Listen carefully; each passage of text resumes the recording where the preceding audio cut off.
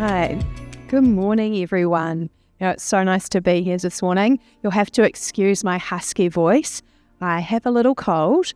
I'm trying not to share, so please bear with me. But it's so great to be here this morning, and thanks, team, for leading us in worship and getting us to this place. It's been a bit of a week for me, and I was really looking forward to coming today just because when I come to church, it's so nice to be in family, and I've really appreciated people from this congregation who've reached out to me this week, not knowing what was going on in my life, but just checking in and seeing if I'm okay, and that's really encouraged and lifted me up this week, so thank you. And I actually have a few things here on the stage with me. I don't know if you noticed this giant table that I brought with me. But on this table, there are some very small things. Can anybody see what's in my hand and what just fell out? Lele? Corn, that's right. We got some little popcorn here. Popcorn is pretty amazing because this tiny little thing gets transformed in a way that we, you don't know what a popcorn's going to look like from this little kernel. Every popcorn pops out differently. And so in order to demonstrate that, I'm actually going to invite Noah up to help me this morning because we have got some more exciting stuff on the stage here. And Noah is a bit of a popcorn making expert. I have had his popcorn and it is pretty good. Now, Noah, can you tell me the secret to making great popcorn? Yep, so you need not too many kernels at once, and all the kernel needs to be fully popped, and you need patience. Patience. I hadn't thought about popcorn and patience. Okay. And so, what do we need to make it? What tricks do you have up your sleeve? Oil, Yep. salt, and kernels. What was that? What was the last? Kernels. Okay. Cool. All right. And so, can you make some for us today? Okay. Yep. So I just make sure I did turn on the power, people. Hopefully the machine works. Shall I just... Yep, just talk about it. So what do you need? I need half a cup of kernels. So you need a free hand too. Do you want me to hold the microphone? Okay, thank you. Here we go. So I need half a cup of popcorn. All right. And then what next? You need two because it's a quarter cup measure. Yeah. Right. 2 tablespoons of oil. So 2 tablespoons of oil. And there. Very good. And anything else? Well, that's it. All right. Yep, put the lid on. Turn it on. And that's not looking great and promising because there's no light on right now, guys. Just saying, I plugged in the machine and I might need somebody to help me with a technical difficulty. Does this plug here not work? Sorry. Would have been helpful to test before this service. I'm sorry, guys. Josh is going to try and see if he can get me some power. Turn on? No. Oh, yep. We've got action, guys. We've got action. So if you're a child or a young, excited person in the audience and would like to see this closer up, you can come up to the front and see because you might see a little bit better if you come up closer. Do you want to see how the popcorn's made? Go. I'm going to slide it back a little bit. All right. And so that just happened, like it's going to be ready now, right? Oh? 2 minutes. How long? 2 minutes. Oh, about 2 minutes. Okay. All right. So it's not actually going to happen instantly. All right. So while we wait for this, I have a question because Josh and I in the office this week were having a discussion about whether popcorn should be sweet or salty or it should be mixed together in the sweet and salty kind. Okay. So I need you to help me solve a debate that Josh and I were having. If you think that it should be either sweet or salty and you shouldn't mix sweet and salty together, stay sitting down. But if you think popcorn should be sweet and salty together, please stand up. I just want to know.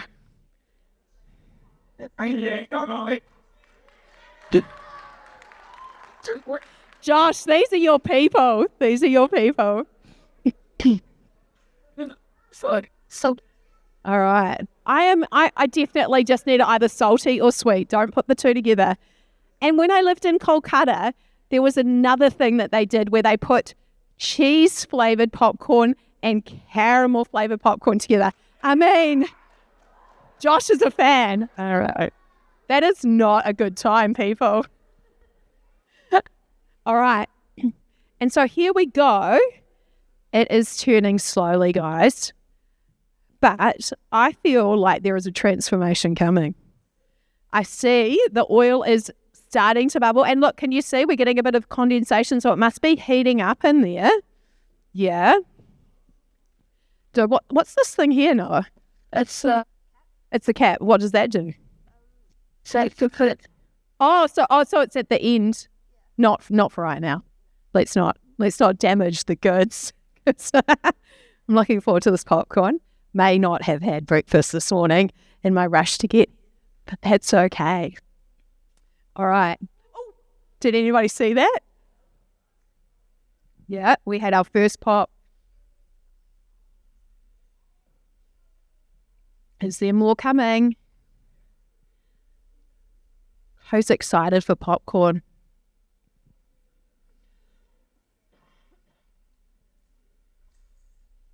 Gosh, you would think when the first pop came, more would come instantly. I'm so, Noah said that patience was a thing required, and I clearly have none.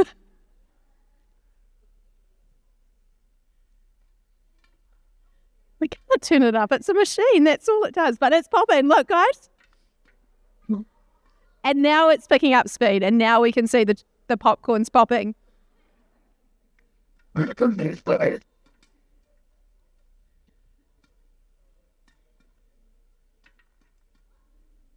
Keep watching.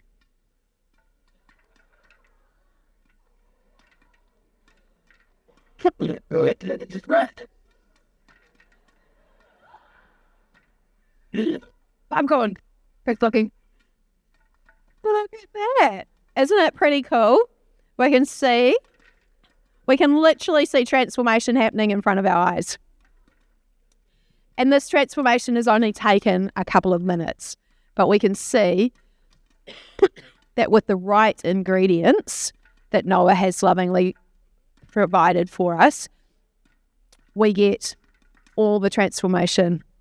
And it takes something from being, these popcorn kernels. Has anybody ever tried to eat one of these? They don't work so well, eh? It's not great food.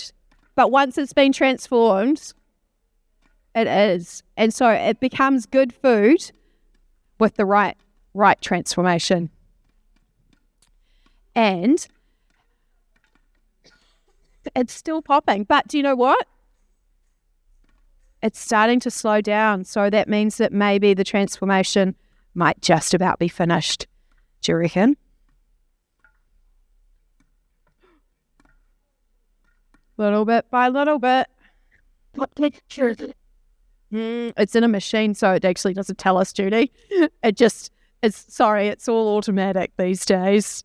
No temperature. Do you reckon that's ready, Noah? Okay. Yes. Okay. There might. Oh, sorry. Oh, this is a pretty cool machine, I have to say. What do you need to unplug that?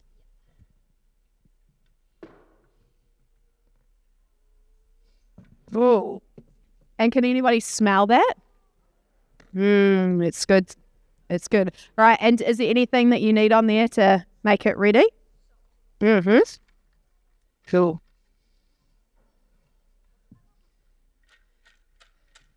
Nice. That is good. I was going to take that thing for myself, but I actually probably shouldn't eat popcorn today because it's probably not going to do very much wonders for my throat. But I do have some popcorn we've prepared earlier too for people. So come on up if you would like some popcorn. If you'd like to take some back to your seats.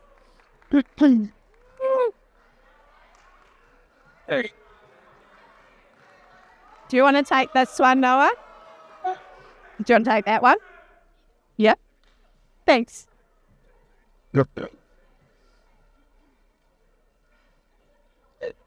Oh, no, that's fine. Tidy up later. This is okay. Yep, that's fine. It's really sick.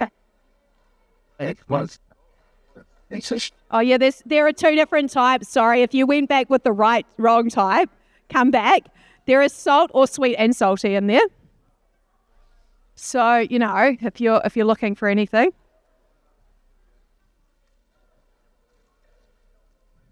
All right. You can take the thing and, yeah, they're free to a good home. I'm not taking them home with me. All right. So that transformation took around about 3 to 5 minutes, let's say. But the thing is, we can't change it back. Once we've made popcorn from a kernel, we can't decide to put it back into the kernel. We can't make it this small again. Once it's popped, that transformation is complete, and it continues on. It also reminds me of a transformation that took place in the Bible. And this is the story of my friend Saul. Here he is here. This is Saul. And, he was a bit of an interesting guy. He actually worked in the Jewish temple. And he had, a few things going on. He wasn't actually sure that he believed what new Christians were saying about Jesus. He hadn't met Jesus. He didn't get what they were all on about. He thought they were actually lying about God because it wasn't the God that he knew from his Jewish beliefs. And so he had been out there persecuting Christians. Now, that kind of just means that he was being really kind of mean to other Christians. And so he was out there persecuting them. One day he went to the high priest in his temple and he said, "Hey, I've heard about these people down in Damascus. I'd like to go and do something about." And the priest said, "Sure, go on." So off he went on his way to Damascus. And he was quite close to the city. And there he is. Not very happy, but going along with his friends to the city. And a bright light came, a little bit like I see here on the stage, shone straight in his eyes. And he was struck down to the ground. And a voice from heaven came to him, and it said, "Saul, Saul, why are you persecuting me?" And Saul's response was, "Who are you, Lord?" I thought it was interesting that Lord was also in that statement because he didn't know who the person was, but he recognized that it was somebody higher than him. And the voice said back, "I am Jesus, who you are persecuting. Now get up and go into the city, and you will be told what to do." Now, I think this would be quite crazy right now. You've had a bright light, you've had a voice from heaven. That would be enough to freak me out, but it keeps going because Saul gets up and he can't see. So his friends have to lead him into the city. And so I thought it would be really cool if we did a blindfold challenge right now. Except for the fact that we have a baptism pool open on the stage. And I thought maybe it might be safer not to have people fall in the pool this morning. So there he is. Paul is in the city of Damascus. He's blind. He's not doing so well. I'm pretty sure he would be feeling a little bit sorry for himself. The Bible also says that at this point he wasn't eating or drinking. And I don't know if that's because he was so upset with the fact that he was blind and he didn't know, and he was processing what was happening, or if God had actually just taken away his desire for food. But he wasn't eating or drinking and he couldn't see. So my guess is that there was not much else he could do but pray. There was another person in that city. His name was Ananias. And he also had God talk to him in a vision. And God said, "I want you to go to that guy Saul, who's been persecuting you, who's been not very nice to Christians, and I want you to heal him." And Ananias said to God, I don't think that's a good idea. Have you heard what he's doing? And God said, but he is my chosen person. I want you to go. And so Ananias obeyed God. He chose God, and he went and he met Paul. And in that moment, when he met Paul, Paul's sight was restored. And Paul had such a remarkable transformation that he couldn't help but from that day forward talk to people about Jesus. You know, God had showed him in that time that he was blind and at home and not eating or drinking. God had showed him things that would happen to him in the future, but he knew that God was going with him, and he knew that God was taking him on this journey. And so he said, yes, Lord, I'm going to do what you have asked me to do. Now, the transformation of Saul took around about 3 days, give or take. I am also, whenever I think about stories in the Bible, I also think about how it relates to me in my life. And, you know, I had quite a remarkable journey with God. He's always working on something in me, and transformation isn't always instant. It doesn't take a couple of minutes like popcorn.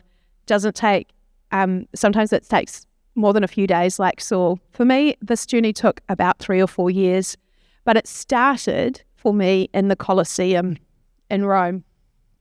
I had gone over to Europe for my friend's wedding. It was really exciting, and she got married in Germany, and so I thought, well, this is the trip. I'm going to go to Rome, and I went to Rome, and I was staying just down the road from the Colosseum. I went for a walk the night before, and actually when I saw the Colosseum, I thought, oh, that's smaller than I imagined. I don't know if anybody else has had that moment, but it didn't quite seem as big as I thought it would. The next day I did this tour through the Colosseum, and the guide there talked about how exciting it was to be in the crowd.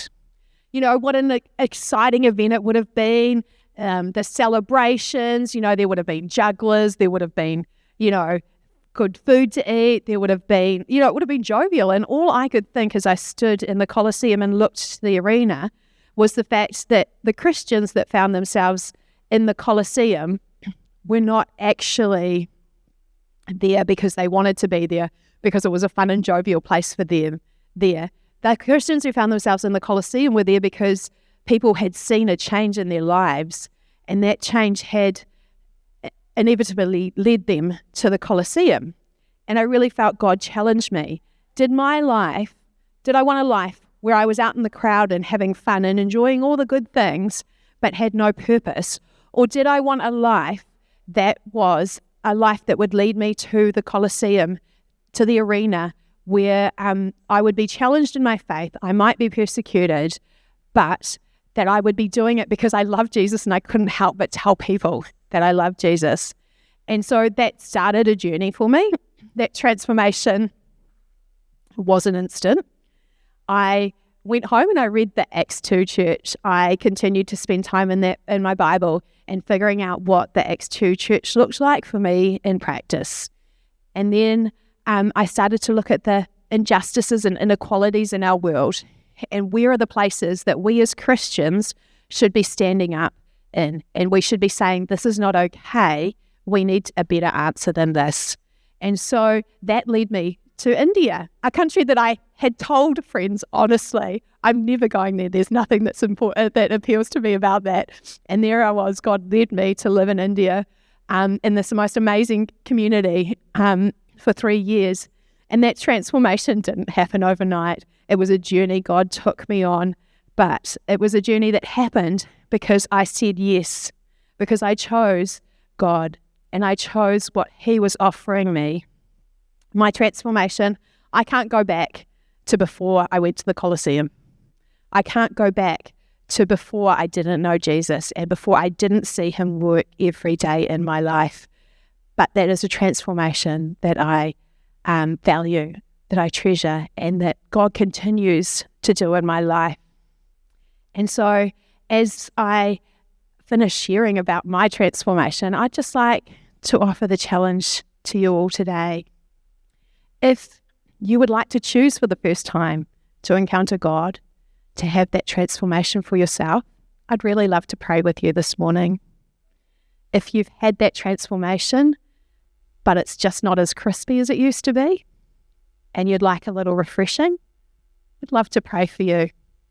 And if God is speaking to you about what is next in your life, and it's scary, and you're not sure that you have the courage, it takes bravery and courage to follow Jesus. We'd love to pray for you, because choosing Jesus is the best thing that I've ever done. And I would just like to encourage you to also choose Jesus today.